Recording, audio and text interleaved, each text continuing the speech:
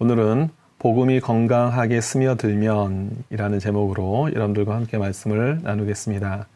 하나님께서는 종종 이성으로는 이해할 수 없는 초자연적인 방법들을 사용하셔서 하나님의 임재를 나타내시는 경우가 있습니다. 오늘 본문에서도 이러한 일을 행하시는데요. 어느 정도였는가 하면 바울의 몸에서 나온 손수건이나 앞치마를 아픈 사람에게 얹기만 해도 아픈 사람이 낫는 겁니다. 그리고 악기도 떠나가게 되는 것이죠. 그런데 이런 하나님의 놀라운 기적의 현장에 있던 사람들이 두 부류로 나눠지게 되는 것을 보게 됩니다. 한 부류는 믿음의 실제는 빠지고 믿음의 형태만을 관심 있게 지켜본 부류입니다.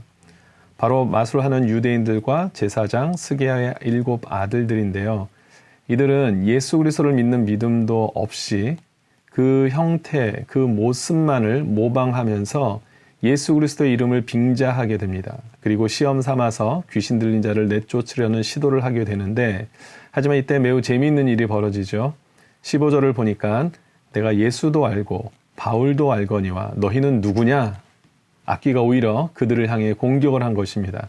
그러자 이에 그들은 활짝 놀라서 도망을 가버리게 됩니다. 그렇습니다. 우리 믿음이 진짜인지 가짜인지는 악귀들도 알고 있었습니다. 그와 반면에 두 번째 부류는 어떤 사람들인가? 복음의 능력이 삶 속에 잘 스며든 그런 사람들입니다. 오늘 본문을 이들에게서 나타나는 3가지 중요한 특징을 발견하게 되는데요. 저와 여러분들의 삶 속에서도 이와 같은 반응이 나타나고 있는지 우리가 확인하면서 또 도전받는 은혜의 시간이 되기를 바랍니다. 첫 번째는 예수의 이름을 높이게 됩니다.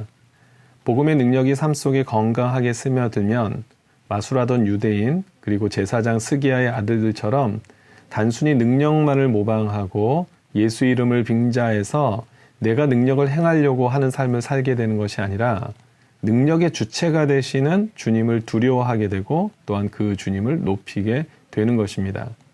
왜냐하면 복음이 제대로 심겨질 때 내 삶의 주체가 내 자신이 아닌 전능하신 하나님이심을 반드시 깨닫게 되기 때문에 그렇습니다. 그 레디컬이라는 책을 만드신 그 데이비 플랫 목사님, 여러분들에게도 아마 잘 알려진 목사님으로 알고 있는데요. 이 목사님이 쓰신 그 레디컬이라는 책에 보면 현대교회 문제점을 지적하는 한 중요한 포인트가 있습니다. 어떤 내용이냐면 현대교회가 당면한 가장 큰 위험 요소는 교회에 모여서 하나님을 높이고 경배하는 것이 아니라 자기 자신을 높이고 경배하는 것이다 라는 것입니다. 무슨 말일까요? 교회에서 예배를 드리고 또 사역 때 열심히 동참하지만 그 목적이 다른 데 있다라는 겁니다.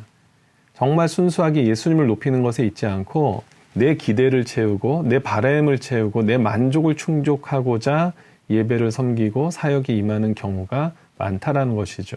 즉 나도 모르는 사이에 이 교회 또 사역 예배의 주체가 나 자신이 되고 있다라는 사실을 지금 지적하고 있는 것입니다. 그렇습니다. 복음이 내 안에 건강하게 자리 잡고 있는지 아닌지를 우리가 스스로 확인할 수 있는 첫 번째 방법은 예수님을 과연 내가 높이는 삶을 살고 있는가? 내 삶의 목적이 내 기대와 만족을 채우는 것이 아니라 정말 예수님 그 자체에 있는가를 우리가 살펴볼 필요가 있습니다. 두 번째는 진실된 회개가 시작되는 것입니다. 18절을 보니까 많은 사람들이 와서 자신의 잘못된 행위와 죄의 상태를 인정하고 하나님께 회개하기 시작했다라고 기록하고 있습니다. 그렇습니다.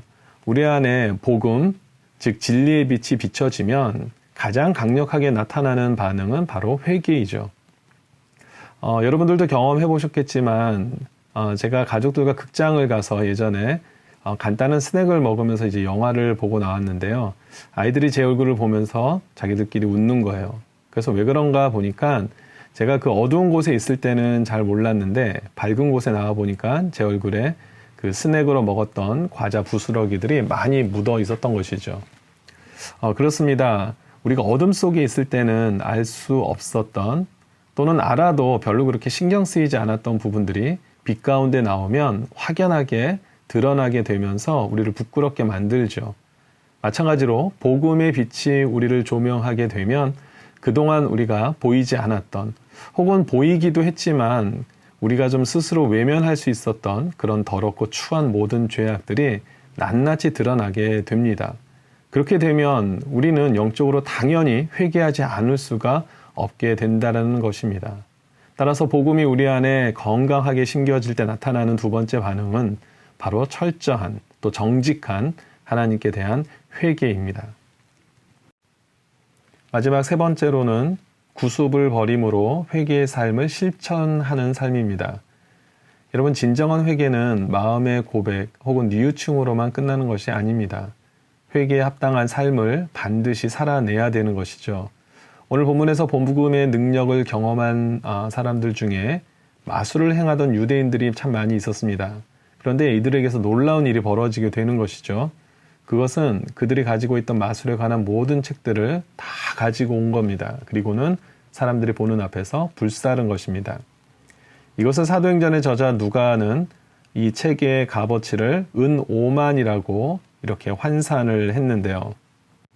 당시 한 드라크마를 하루 일당으로 잡을 때 은 5만은 결국은 5만일 동안 일한 품삯이 되는 것입니다. 매우 어마어마한 금액이죠. 10년이 넘는 벌 수 있는 금액을 다 버렸다라는 것입니다. 그런데 이들이 그것을 아까워하지 않고 모두 불태웠다라는 것이 굉장히 놀라운 일이죠. 이뿐만이 아닙니다. 이들이 마술책을 버렸다라는 것은 그들의 생계에도 막대한 영향을 주는 일이었죠. 왜냐하면 그들의 생업을 결국은 포기했다라는 의미를 가지고 있기 때문에 그렇습니다. 그렇습니다. 그들은 그동안 자기들의 인생의 부와 명예를 가져다 준 것들이 모두 다 죄악 가운데 있었음을 깨달은 것입니다. 복음이 들어가니까 이제 그 모든 삶의 과거의 삶들이 너무나 부끄럽게 여겨진 것이죠. 그러면서 그 과거의 모든 것들을 던져버린 것입니다. 저 자녀들을 키울 때 보니까 우리 자녀들이 어렸을 때 종종 자기가 원하는 것을 포기 못해서 울면서 떼를 쓰는 경우들이 있었습니다. 그럴 때 아이들에게 그 포기하지 못했던 것들을 포기하게 만드는 한 가지 나름대로 방법이 있었는데 뭐냐면 아이가 더 관심을 가질 수 있는 다른 무엇인가를 대체해 줄 수 있는 그보다 더 아이가 원하는 것을 손에 쥐어 주니까 바로 자기 것 포기하지 못했던 것을 내려놓고 새로운 제안을 받아들였던 것입니다. 아마 여러분들도 그런 경험이 많으실 텐데 바로 신앙생활이 그렇습니다.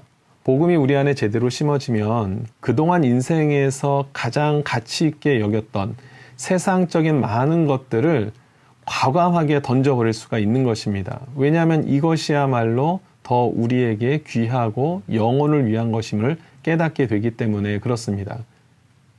이제 말씀을 정리합니다. 여러분, 하나님의 복음이 능력입니다. 아멘. 또 예수 그리스도 이름이 능력이 되십니다. 아멘.